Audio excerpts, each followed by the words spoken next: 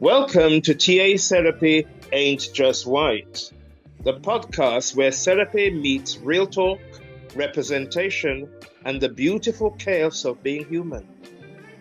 You'll be hearing from 4 transactional analysis trainees from marginalized backgrounds, sharing their journey through training, theory, and life. Whether you're curious about therapy, already into TA, or just want honest conversations about identity and growth, this space is for you. They are here to make psychotherapy more human, more honest, and more inclusive. Let's dive in. Hi, I'm Mike. Hey, I'm Craig. I'm Wendy. And I'm Robyn. And together we are TA Therapy Ain't Just White.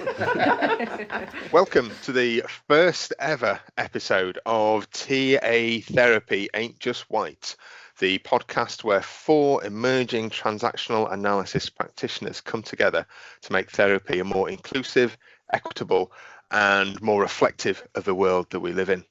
We are an interesting mix of South African, Zimbabwean and dual heritage Black British voices, all living here in the UK, studying transactional analysis psychotherapy.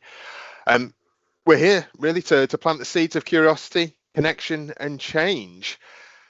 So without further ado, I think we should quickly introduce ourselves. I'll jump in and go first and hand over. So my name is Mike. I'm born in Yorkshire in the UK. I'm of Black British dual heritage, and I'm keen to help kind of demystify psychotherapy, normalise conversations around mental health, mental well-being, especially for men and minoritized groups, to kind of destigmatise those areas really. So I'll hand over to you, Robyn. Tell us a bit.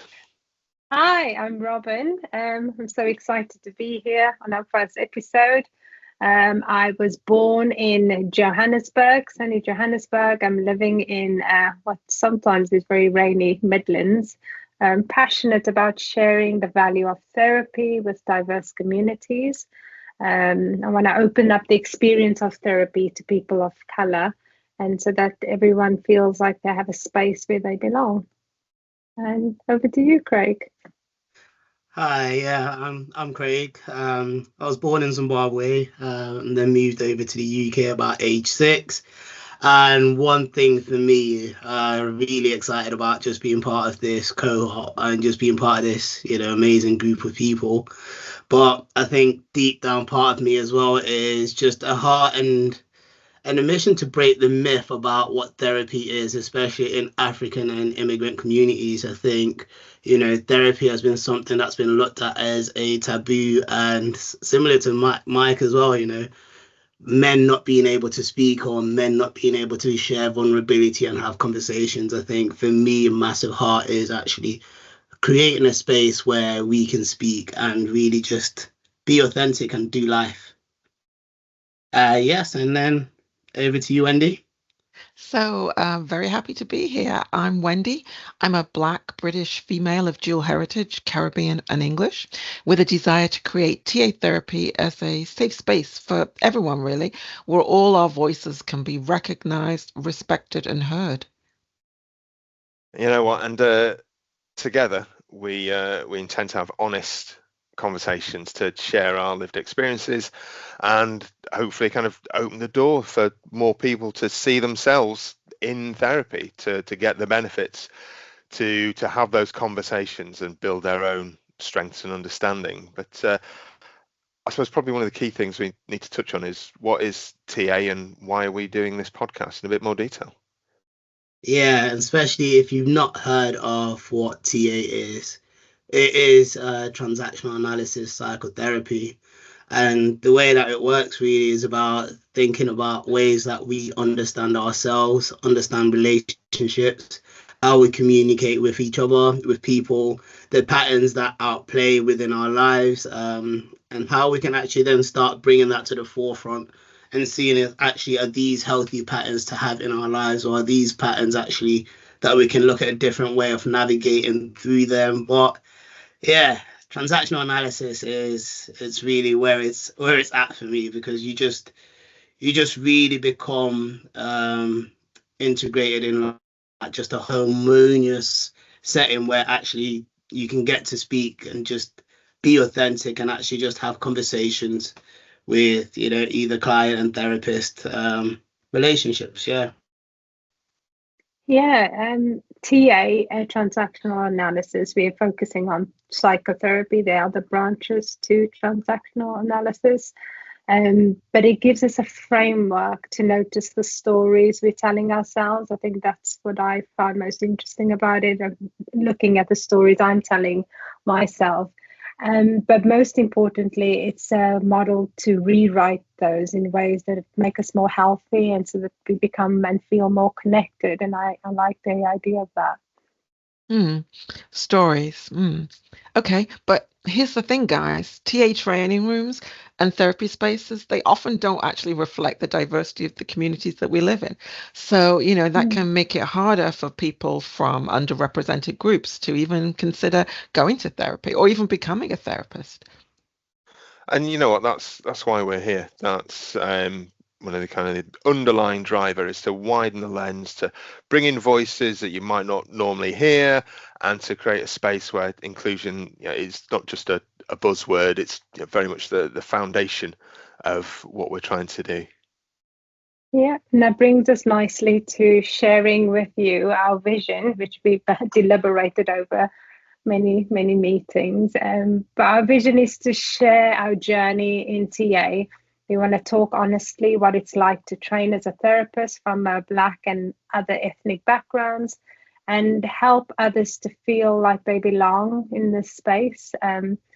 We want to make therapy less scary, feel more human, and definitely be more representative.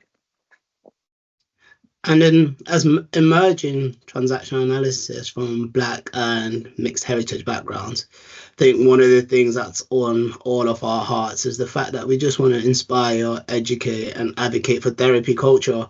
You know, it then starts to look at reflecting the real world around us, and just making it more accessible and actually more normal in today's society.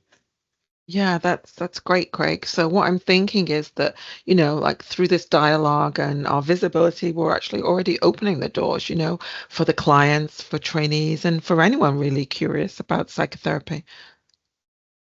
Yeah, absolutely. And I think the key is that this isn't for us, really. You know, we are doing this together, but it's with everybody kind of listening and participating, and knowing that we're kind of reaching out to a wider community, really, just trying to open those doors, because, you know, change happens in community.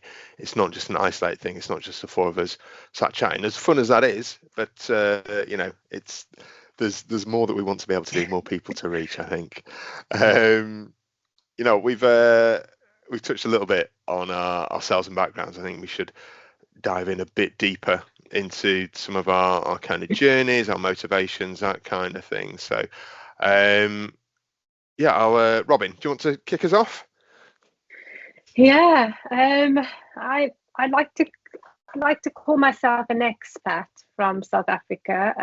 I'm now living in the UK. My racial identity is what the apartheid government had called coloured. Robyn, I know you just started, but is it okay if I just ask something? Just the word coloured, wow. Obviously coming from the States, you know, the word coloured is associated like with the civil rights movement. And then there was the shift to saying, you know, being Black and proud. So just hearing that sort of, I wouldn't say triggered, but brought back a lot of feelings and thoughts about that. Mike, what's the historic meaning in the UK of that word? Do we use that now? You know what? Yeah, there's a lot of overtones to this word coloured, you know, kind of colonialism. It brings a lot of baggage of othering, and it very much, you know, historically has been a term, I suppose, ascribed to people, just lumping non-white cultures together.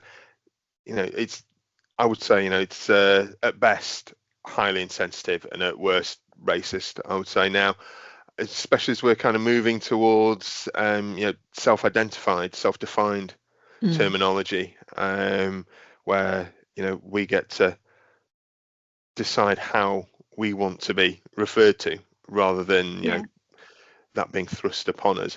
But it's all different backgrounds, isn't it? Part of the story. Yeah, and I think Absolutely. that's the thing about the term as well. It's something that was imposed by law. It's very unique to South Africa, and I didn't realize the different meanings it has in different contexts.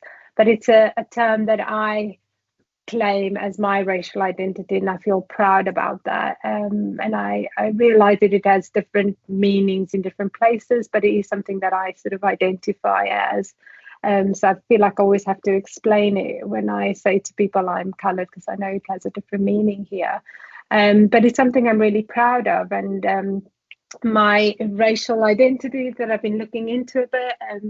So sort of both my parents look like me. They're both sort of similar skin tones, and so do my grandparents. But then my great grandparents have a very diverse background. Some are Irish, Scottish, French, German, Ghanaian.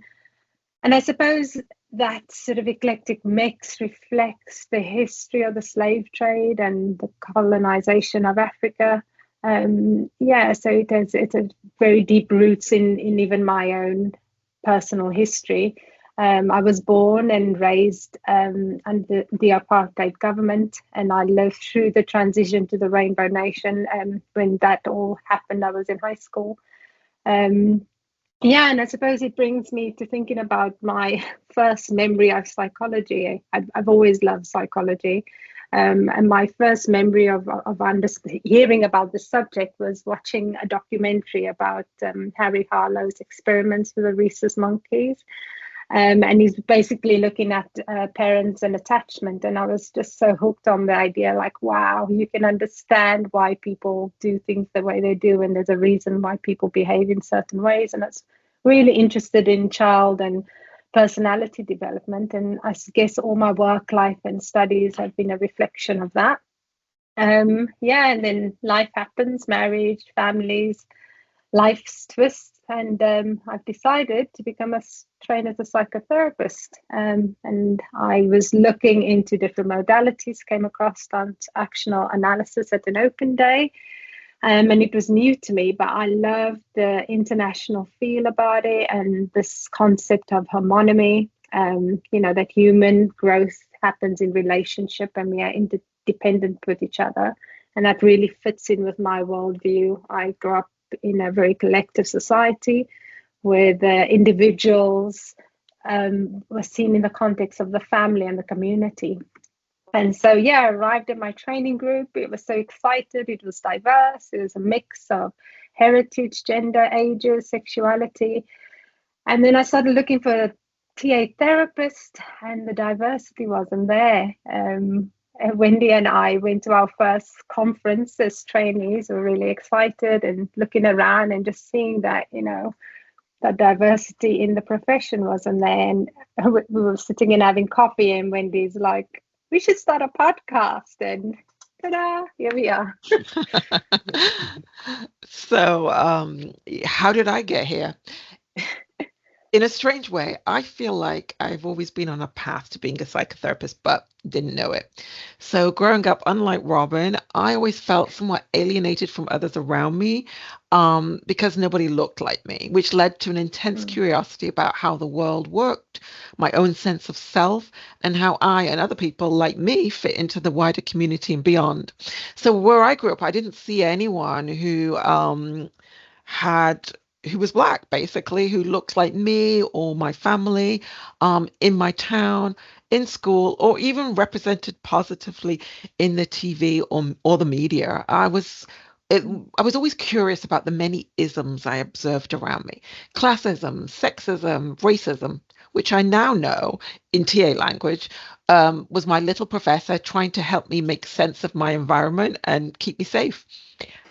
Can I just sorry, Wendy, just really quick, just I'm really conscious we're kind of peppering in TA language as we're going on, so we've been kind of living it and breathing it and stuff. And so I think we mentioned homonymy earlier on, and you just talked about the little professor.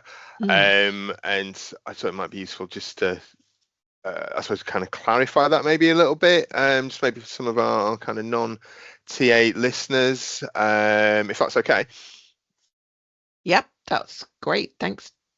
No. So it's so the little professor is a TA term, and it's it kind of helps us understand the different parts of ourselves. So the little professor is that kind of intuitive, creative, problem-solving aspect of the child's ego state that's is always there, kind of figuring things out in the background, finding the meaning behind stuff, but not necessarily applying the adult real world logic that maybe we do now. So it is that kind of intuitive thinking side of self, but we will dig into all of that kind of thing in a later episode as we go.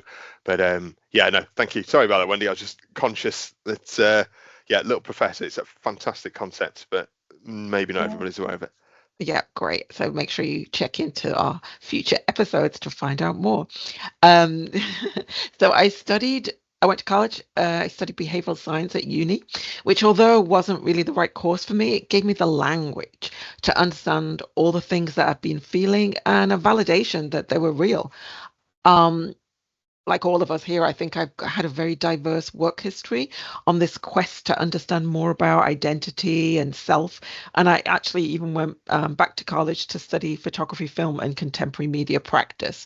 But for a while, I found my safe place, my place in the world in America, actually, working for a court diversion program for young people involved in the criminal justice system, and as a teacher in urban school districts. I think one thing that I found fascinating in America was that people talk about race all the time. They don't shy away from that topic. So it's been quite interesting for me then coming back to the UK. And since returning to the UK, I've trained in systemic social work, which is like a holistic way of looking at social work practice that also does take in culture. But I got really frustrated with the reality of practice, that statutory social work is unfortunately unable to offer like real support for lasting change. So finally, throwing off all my doubts that people like me can't be a psychotherapist, I enrolled on a master's program to train as a TA therapist. And although I'm loving it, I'm wondering, where my people at? Craig? Well, you know what, for me, my journey has been anything but straightforward. So as I've mentioned before, so I was born in Zimbabwe, but at the age of 6, we were just up to move to the UK. Didn't know much about what was actually happening. Parents just picked us up and said, yeah, we're going there now. At the age of 6, just trying to make sense of the world. It was an exciting journey, but a lot of things completely changed. So for me, one of the things that started happening is I started losing actually touch on my identity with my Zimbabwean culture. But at the same time, my parents used to always have this saying that, I'm never going to be British, so I can't behave, like a British person. And before I knew it, started to get these internal messages coming in, what I now know as in TA as injunctions, messages that are passed on from parental figures. And I started to lose a massive sense of belonging. So I didn't really know where I actually belonged. But, at first, while all of that was happening and I'm growing up, I thought one day I was going to become a football player. I played for Leicester, played for Swindon, went to MK Dons. And then, that journey didn't go to being a professional footballer. But at the age of 18, I started playing semi-professional, which I ended up doing for the rest of my adult life. But in terms of work life, I was now, started managing in a nightclub at the age of 18. I was a manager of a nightclub, then went into party, restaurants, party venues, went to university about 2 years later. And then somehow ended up finding myself in, the care sector. One of my friends messaged me one day, say, Craig, I'm setting up this care company. Do you want to get involved? And at that time, I was just finishing uni. So I'd just been given a job as a supervisor / manager at the restaurant that I was at. And then I said, give me a year and I'll join you. And then, a year later, somehow left my old job and started working in the care industry without knowing where this was going to lead me. But we're now part of a team that's run a successful, residential care home in the East Midlands. Wow, it sounds like you've worked with quite an interesting cross section of the community, Craig. Yeah, it's very, very, very, very diverse, different, being able to connect with different people. And I think this is where I started to develop such a love and a connection for people, because from a very young age, I was just exposed to different ages. So, I could speak with 18-year-olds, could speak with 85. All of that, was just, it became normal for me. But my passion then started falling with, working with neurodiverse and people that are, autistic, learning disabilities, mental health. And as there was one day where I just started thinking, the NHS is stretched as it is. And with some of my residents, I was like, actually, it's not medication that probably they need. Sometimes it's just even talking therapy and communication and just going through that, that connection for me. And, it's funny because that now brings me into actually how I came to becoming a psychotherapist. I didn't know anything about psychotherapy. I didn't know anything about psychology. But one thing that happened to me when I was 28, I grew up as a Christian, but at age 28, hit rock bottom in life. And then the only thing that I just knew what to do was to just go back to God, because he's the only person that could give me answers. Before I know it, I've encountered, had a relationship back with, with faith, with God. And one morning, I started hearing him speak to me and telling me psychotherapy. And I was like, what is this? Genuinely didn't know this was even a thing until I had a meeting with one of the parents from youth who turned around and she was like, oh, I'm training to be a psychotherapist. I remember literally just smacking my face like the kid on Home Alone, like, oh my God, that exists. And she was just like, yeah. And you know what? That lady was just like like an angel, because pretty much she just sent me a load of information about psychotherapists, about the institute and all of this. And she just gave me all of it. And, before I knew it, I just remember saying to my wife, I'm going to become a psychotherapist. She was just like, what do you mean? I was like, yeah, I'm going to become a psychotherapist. She was like, Craig, you're about to change careers. We're about to get married this year. How's that all going to work? I said, I don't know, but I'm just going to believe this is what God is saying, and I'm going to do it. And, a year later, I'm with you, beautiful, amazing people, and we're on a journey of becoming practitioners. So, yeah, that's me. Oh, fantastic. We've all just kind of different routes in, isn't it? But it's that kind of, you reach a point in that decision that actually there's something else that I want to do.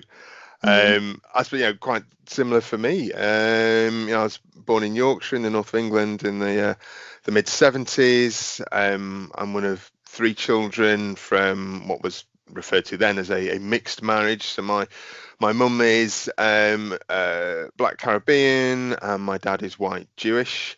I've got a younger brother and younger sister.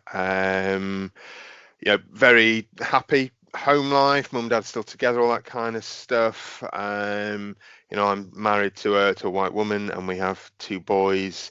And family is really, really important to me. My happiest times, some of the things I look forward to absolutely the most, are when we all come back together, all of our my brother and my sister, my mum and dad and all our families and stuff, to when we come back and we can just relax and kind of be ourselves and things like that. It's a fantastic kind of family gets-togethers and that type of thing. Just out of curiosity, Mike, if I can ask. Yeah. Because when I'm hearing just there's definitely a wide range of interracial and mixed cultures, even if you put religion to it. So how did this manifest for you growing up, or within the Yeah, that's it's an interesting thing. I suppose what it's what it's brought for me, and what I'm kind of understanding more and more, is the kind of the common themes and stuff that run through me. You know, I've got a thing about belonging, about inclusion, and looking for that kind of safety of knowing my place and knowing where I'm comfortable. And you know, there's a fear of being ostracized, a fear of being othered as well, and this kind of sense of where do I belong. And you know, that's echoed through friendship groups and being in kind of wider society groups and work groups and some of that. And I'm absolutely sure that some of that comes from being a mix of those two, you know, kind of minoritized historically, you know, kind of minoritized, persecuted, disrupted and dispersed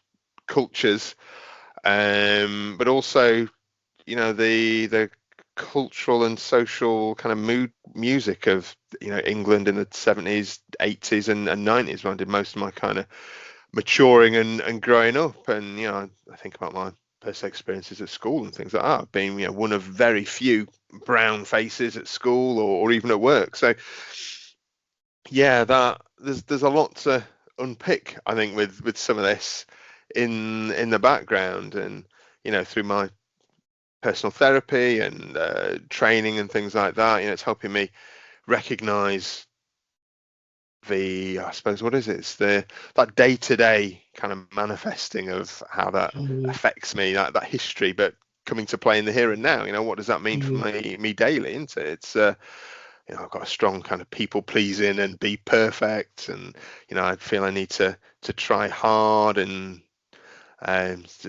more TA language there falling in, just yeah. It's all in there, isn't it? But yeah, so those kind of things that drive me, and you know, and also being aware of, you know, who am I, and where do I fit in, and how do I protect myself through these activities. So, you know, gaining approval, you know, proving my worth and gaining acceptance, things like that, and just starting to kind of unpick at those threads through, you know, and TA has helped kind of give me that language to understand this kind of stuff more and more. And yeah, it's fascinating how it kind of changes your life a bit. And as you say, it's about the language that you develop and the ways of thinking. And you know, I never thought about psychotherapy and counselling as a path or a career when I was younger, and I think similar to the rest of you guys, it's something I kind of came to later in life. I'd always had a corporate career in healthcare, you know, kind of project management, commercial, all that kind of jazz, and but never, I suppose I came to realize that wasn't particularly fulfilling. I was just doing it because I'd always done it, and it was, you know, but it wasn't giving me any kind of sense of joy or anything, certainly not for a long time. I'm just grinding away day to day, watching the clock, you know, hoping for a lottery win or retirement, something like that. And I remember thinking, there's got to be a different way to be. And yeah, you know, it's kind of reached that point and thought, well, actually, what do I want to do? What type of work do I find rewarding? And it's always working with people and teams and mentoring and stuff. And that led me to explore, you know, psychotherapy, and stumbled into TA similar to Robyn. Just you know, found out about TA through an open day, and just thought, oh, you know what, this speaks to me. There's something here in the tools. There's something here in the structures to it that really, yeah, is speaking my language and really kind of just appealed to me. So, and yeah, that's what's kind of led me down this path now, and that's why I'm sat here in front of you guys now with a microphone doing this first podcast. Just all kind of working through. So yeah, it's been an eclectic and interesting journey, I think, for all of us, hasn't it, to reach this point. 100%. And who would have thought, you know, that first day when we all walked in, that actually, you know what, a year down the line we'd all be sitting here together having conversation about actually the thing that always seems to connect us all, which is, you know, becoming a transactional analysis practitioner. And I think while we're on this journey, guys, you know, it's about actually what can you expect from us. You know, twice a month we're going to be looking, and you're going to be hearing us actually breaking down TA therapy in everyday language. I think even some of the ways that we're speaking now. You know, TA is already immersed into the TA language, is immersed into conversations that we're having. But actually, yeah, as that happens, guys, we want to be able to actually break down and actually talk about what that means for us.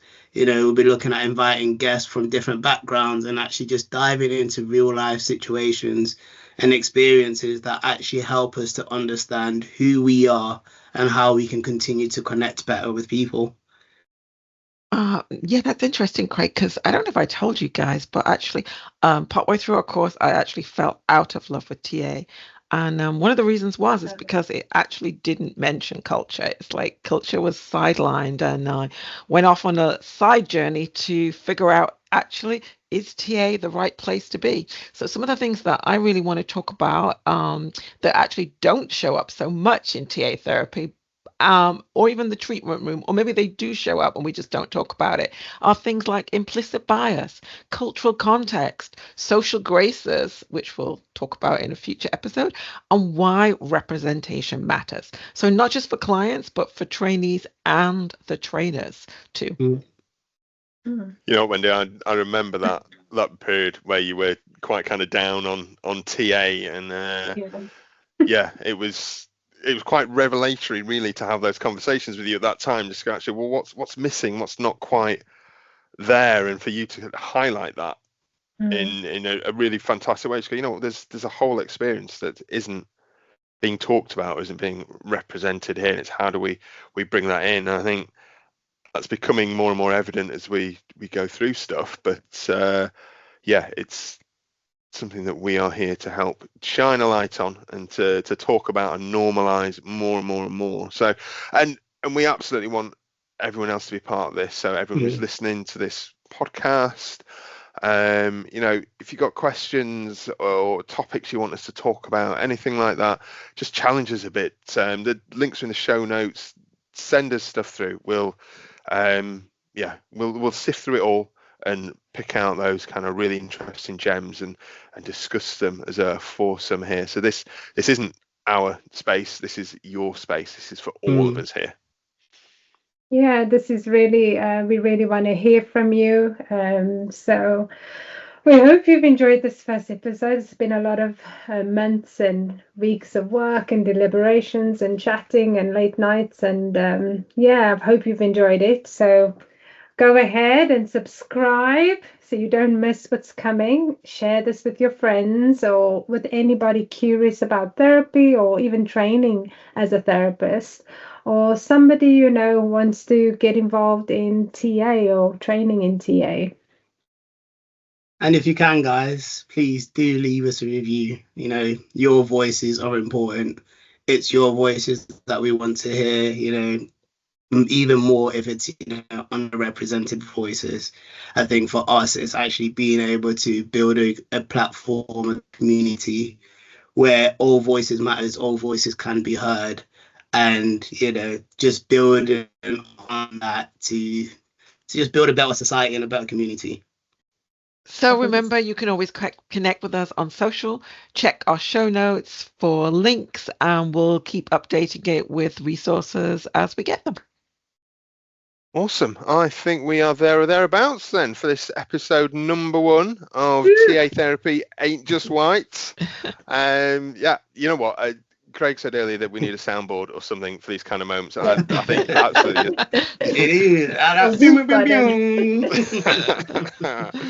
Oh, absolutely. Yeah, we'll work on that. Let's keep, come back for that if nothing else. So until next time, keep planting those seeds of curiosity and please grow in harmony with us. Bye. Bye. See you next time.